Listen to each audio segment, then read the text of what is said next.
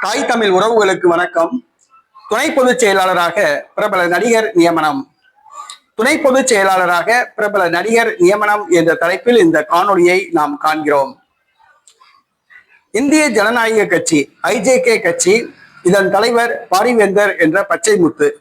இவர் மிகப்பெரிய தொழிலதிபர் ஆவார், செல்வந்தர் ஆவார்.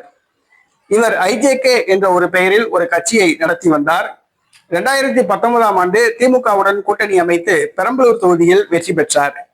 கடந்த பாராளுமன்ற தேர்தலில் பாஜகவுடன் கூட்டணி அமைத்து டெபாசிட் இழந்தார்.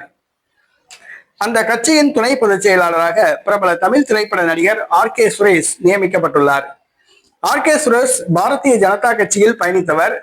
திடீரென்று அந்த கட்சியிலிருந்து விலகி இவர் ஐஜேகே கட்சியில் இணைந்தார். அந்த கட்சியின் அமைப்பு செயலாளராக நியமிக்கப்பட்டிருந்தார்.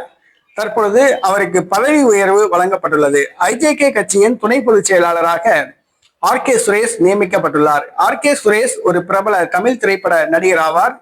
இவருடைய சகோதரன் களஞ்சியம் சிவகுமார் இயக்குனர் ஆவார். பிரபல தமிழ் திரைப்பட நடிகர் ஆர்.கே. சுரேஷ் ஐஜேகே கட்சியின் துணை பொதுச் செயலாளராக நியமிக்கப்பட்டுள்ளார்.